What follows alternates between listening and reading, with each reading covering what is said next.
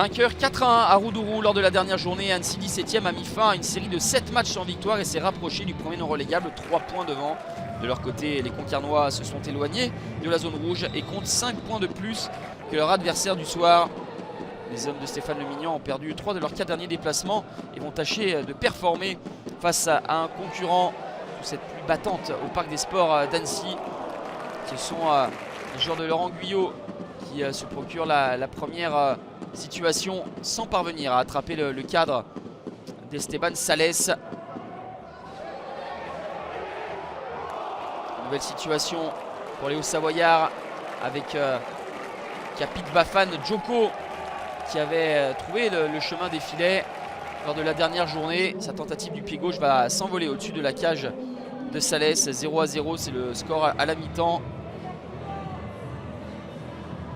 Lors des 4 derniers matchs, Concarneau a alterné défaite, victoire, défaite et victoire, à chaque fois sur le score de 1-0.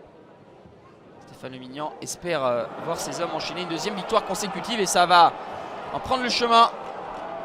À la 76e minute, Pape Ibnouba, encore lui, l'homme en forme côté Tonnier. Le 7e but pour le Mauritanien. C'est lui qui avait marqué l'unique but de la victoire face à Valenciennes lors de la journée précédente. Et bien c'est lui qui montre la voie à son équipe. Et ce but qui a déréglé complètement une équipe d'Annecy qui va être une nouvelle fois mise en difficulté par un ballon dans la profondeur. 81e minute, Monsieur Taleb va sortir le carton rouge direct à l'endroit de Yacouba Barry. Ce sera également un penalty à suivre pour les Concarnois. Et la faute est évidente. C'est la double peine, le carton rouge plus le penalty.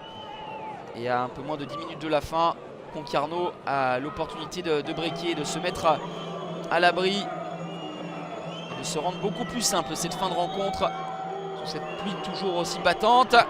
Et l'intervention décisive d'Escalès, Florian Escalès qui a anticipé mais qui a laissé traîner les jambes pour mettre en échec le Marocain Nassim Chadli. Joueur prêté par le Havre, n'a pas forcément bien tiré son penalty. Et en 2 temps, Escalès préserve un maigre espoir pour son équipe. Et finalement, le gardien annécien n'aura que retardé l'échéance puisque 4 minutes plus tard, à la 86e, sortie du banc, Clément Rodriguez, lancé par Chadli, va croiser sa frappe de manière victorieuse. Avec beaucoup de relâchement et de lucidité dans le dernier geste pour Clément Rodriguez. Ça fait 2-0 pour Concarneau à la 86e. Elles ont complètement abdiqué, les joueurs de Laurent Guyot.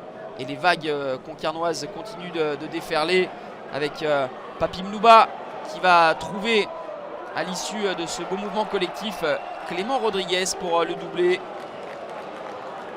3-0 à la 87e minute. À l'aller, les deux équipes s'étaient séparées sur un score de parité, un but partout.